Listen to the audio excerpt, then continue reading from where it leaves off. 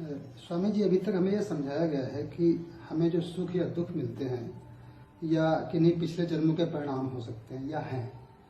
और मैं जानना चाहता हूँ कि जिन धर्मों में पुनर्जन्म की अवधारणा नहीं है, जैसे इस्लाम या क्रिश्चियंस, तो वे लोग इसे किस प्रकार देखते हैं? देखिए, पहली बात तो यह है कि पुनर्जन्म की अवधारणा के संबंध में अलग अलग सोचें हो सकती हैं। कोई ये माने कि नहीं होता है पुनर्जन्म, कोई ये माने कि होता है। सबका अपना अपना है। ये मानने के पीछे जो कारण है वो अभी चर्चा का विषय नहीं है। आपका प्रश्न दूसरा है। तो यदि किसी को ना भी मालूम हो कि पुनर्जन्म होता है जी। तो भी जो उसके प्रभाव हैं वो होंगे। और पुनर्जन्म के कर्मों का फल होता है, ये थोड़ा सा भटकी हुई बात है। कर्मों का फल नहीं, बल्कि ऐसा कहा जाना चाहिए कि आप जो काम करते हैं उससे आपके विचार बनते हैं। वही विचार जब स्थायी होते हैं तो आपका स्वभाव बनते हैं, और आपका स्वभाव आपके जीवन पे बहुत प्रभाव डालता है। ठीक है, ये सही बात है। तो जब कोई व्यक्ति का स्वभाव उसके अगले जन्म तक की यात्रा में आता है, तो सपोज दैट कोई व्यक्ति क्षत्रिय रहा हो और वो उसका स्वभाव है एग्रेशन, लड़ना, है ना, सत्य की बात करना, और ऐसा व्यक्ति बनिए के घर में पैदा हो जाए। अब बनिए के घर तो 420 हैं, बहुत तरीके की छल कपट हैं। तो ऐसे में क्या होगा कि वो एडजस्ट नहीं कर पाएगा वहां पे। जैसे नानक रहे होंगे ब्राह्मण जैसी स्थिति को उपलब्ध, पर ब्राह्मण जैसा स्वभाव रहा होगा। वैश्य के घर में पैदा होंगे जहां काम धंधा होता था। तो जब अपनी पूर्णता को उपलब्ध हुए तो वो तो बोलते हैं तेरा तेरा, लेकिन पिता को तो ये पसंद नहीं आएगा। तो पुनर्जन्म के कर्म आपके इस जीवन पर प्रभाव डालते हैं। वो पूरी बात यही है कि कर्म आपके विचार बनते हैं, विचार आपके स्वभाव हो जाते हैं। वो स्वभाव यदि अगले जन्म तक आता है तो वर्तमान की स्थिति में उसकी एडजस्टिंग, उसको सहयोगी होना, ये सब चीजें भारी पड़ जाती हैं। और अब रही बात कि दूसरे जन्म उसको माने या ना माने, मानने ना मानने से कोई बहुत असर नहीं है। और इस विषय पे मैंने एक और वीडियो है जिसपे बोली है बातें कि पुनर्जन्म की घटनाएं कैसे घटती हैं, क्यों मुस्लिम में कारण है कि वो नहीं मानते, क्यों क्रिश्चियन इसको मानते हैं कि भूत प्रेत अधिक होते हैं, क्यों हिंदू इसको पूरी तरीके से मानते हैं। तो इसके कारण मैंने बताया, उसमें इसका छोटे से जो है विस्तार से बल्कि इसको मैंने बताया है, तो उसमें आप देख सकते हैं। लेकिन इसमें सिर्फ इतना ही बात कहूंगा कि वो इसलिए आपके ऊपर हावी होते हैं कि आपका स्वभाव, हाँ इसके फायदे भी हो जाते हैं कि आपके ब्राह्मण जैसा आपका व्यक्तित्व है और ब्राह्मण जैसा आपको परिवार मिल जाए तो यात्रा सुगम हो जाती है। लेकिन यहाँ पे जन्म लेने के पीछे भी कोई दूसरा दोषी नहीं है, आप स्वयं दोषी हो। हमने कई बार ऐसा देखा कि छोटे पे हम कुछ बोलते हुए तो पीछे से दादा टीप मार देते थे कि ऐसे मत बोला कर, जुबान पर सरस्वती बैठी हो सकती है। जुबान पर सरस्वती का अर्थ सिर्फ इतना ही हो सकता है कि वर्तमान में आप जो कह रहे हो उसकी कोडिंग इतनी स्ट्रांग हो कि फिर वो टूटे ना और वो वर्क करे। जैसे कि बच्चा गुस्से में कह देता है तुम्हारे घर में पैदा होने से अच्छा हम किसी और क्या पैदा होते। तो वो कभी कभी निम्न घर में कह देता है, कभी उच्च घर में भी कह लेता है। तो ऐसी अवस्था में क्या आप जो है गहराई से कह रहे हैं, इसका बड़ा प्रभाव होता है। तो जन्म लेने के पीछे भी हमारे ही कारण हैं। हम किस तरीके की सोच रखते हैं, हम किस तरीके का भाव करते हैं। तो यदि अगर फूल खिलने की हम सही बात कहें तो कहीं ना कहीं ये होता है कि विषमता में फूल जल्दी खिलता है।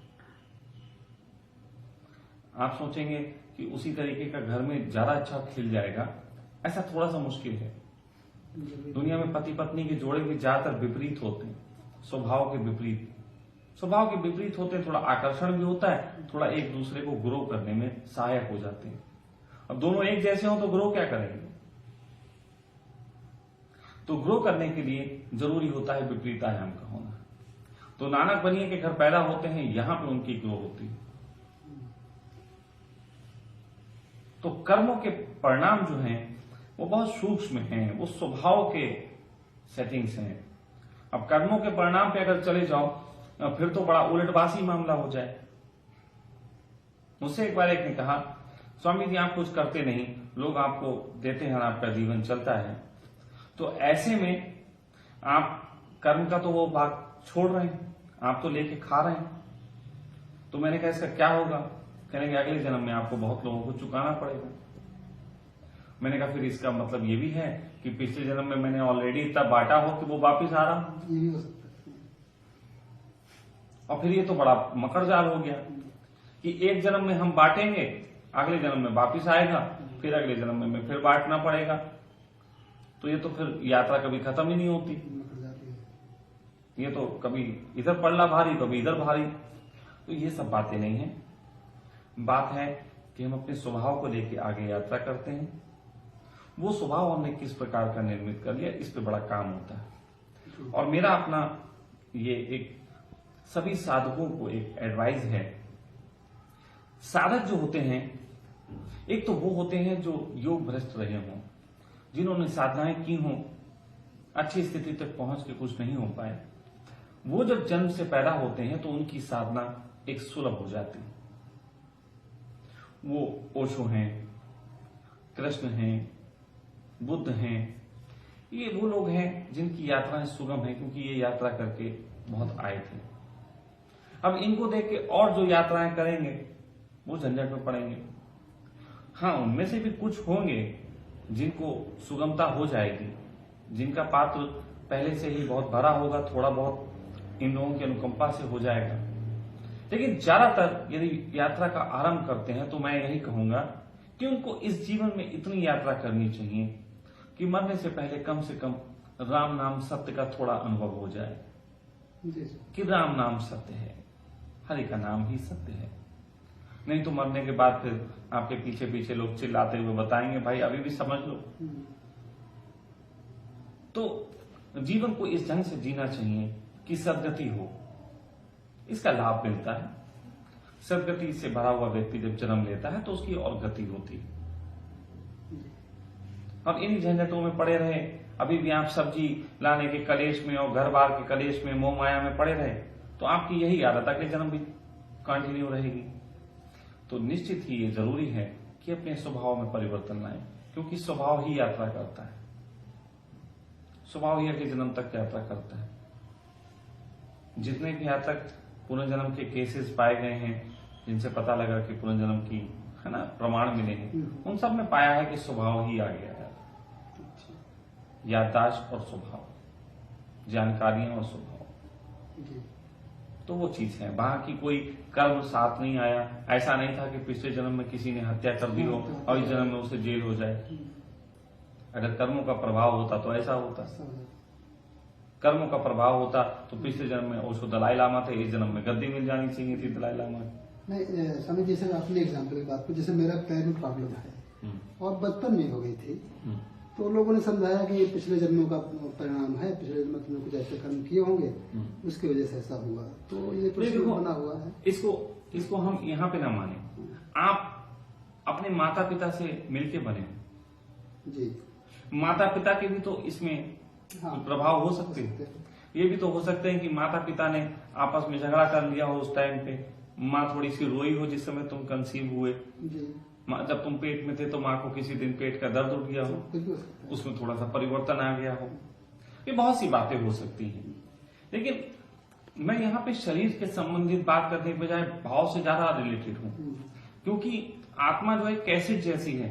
पिछले जन्म में जैसा शरीर आपका था इस जन्म में नहीं है, अगले जन्म में जैसा होगा वैसा इस जन्म में नहीं। तो वो शरीर तो बदलता रहता है, लेकिन उसके अंदर की भाव दशा वो ज्यादा इम्पोर्टेंट है। जैसे कैसेट है, सीडी प्लेयर तो बदल जाएंगे, कभी सोनी के में लग जाएगा, कभी फिलिप्स के में लग जाएगा, कभी और कोई कंपनी के, लेकिन सीढ़ी जो है वो वही बजाएगी जो उसके अंदर है। तो स्वभाव मेन है, स्वभाव यात्रा करता है, शरीर यात्रा नहीं करता। शरीर तो उल्टा सीधा भी मिल सकता है। एक नाविक है, उसे नाव चलाना आता है तो उसे कभी जहाज चलाने को मिल सकता है, कभी छोटी नाव चलाने को मिल सकती है। हो सकता है अगले जन्म में आप पहलवान हो जाओ, इससे क्या है? आप पहलवान होके क्या कर लोगे? पटक दोगे 4 लोगों को। आप भाव दशा मेन है। अगर आपकी इस जन्म में लड़ाई की भाव दशा नहीं है तो अगले जन्म में पहलवान भी हो जाओगे तो लड़ नहीं पाओगे। आपने बहुत लोग देखे होंगे जो बड़े ताकतवर शरीर लेके पैदा होते हैं, लेकिन कभी ऐसे होते हैं उन्हें डांट दो तो घबरा जाते हैं, और बहुत से ऐसे होते हैं जो पतले दुबले होते हैं, शरीर उनका वैसा नहीं होता है, लेकिन हरकतें ऐसी दिखाते हैं जैसे भीम की तरह पटक देंगे लोगों को। तो इन सब से लेना देना नहीं। ये शरीर तो एक यंत्र है। चेतना तो इसमें मेमोरी के रूप में शामिल होती है। चेतना तो इसमें मेमोरी के रूप में शामिल है। वो अपनी यात्रा दूसरे ढंग से करती। शरीर तो एक माध्यम है, वाहन है। वाहन की ज्यादा बात नहीं कर रहा हूं, क्योंकि वाहन तो आपके माता पिता से निर्मित हो रहा है। माता पिता ने संभोगरत हुए तो वो 2 जो अंडे और शुक्राणु टकराए आपस में, टकराते वक्त की जो अवस्था थी वो अपॉर्चुनिटी थी आपके लिए कि आप उसमें प्रवेश करें। लेकिन ये तो आपकी गलती है, आपने वाहन कौन सा देखा? आपको जल्दी थी आने की, आप आ गए और टकराहट में थोड़ा सा पैर में डिफेक्ट हो गया था। तो इससे इतना क्यों लेना देना? इससे नहीं लेना देना होना चाहिए। आप अपने स्वभाव पर ध्यान दीजिए कि आपके इसी, अब हाँ ये हो सकता है पिछली बार स्वस्थ शरीर मिला था तो जीवन का मूल ना समझा था, इस बार थोड़ा शरीर स्वस्थ नहीं मिला तो जीवन का मूल्य दिखा, थोड़ी आध्यात्मिक यात्रा हुई। तो अगर कभी समझदार होंगे तो इस चीज को धन्यवाद देंगे कि परमात्मा तेरा धन्यवाद कि इस वजह से मैं थोड़ा तेरी तरफ बढ़ पाया। दुखों को लोग बुरा मानते हैं, लेकिन मेरा देखें दुखों ने ही लोगों को यात्रा कराई है। दुख ना होते तो मंदिर मस्जिद भी ना होते। ये जरूरी है। दुखों को बड़ा सलाम। बुरा वक्त आता है, अच्छा होता है, व्यर्थ के दोस्त विदा हो जाते हैं। तो इसलिए इस शरीर के लिए ज्यादा कोई सोचने की जरूरत नहीं है ना। व्याधियां ये तो आएंगी जाएंगी, शरीर आपने कितना भी अच्छा पा लिया होता वो एक दिन नष्ट होता ही होता। तो इसलिए जो मिला है आपको स्वभाव, उसकी यात्रा करें और वो हमेशा आगे की तरफ होनी चाहिए।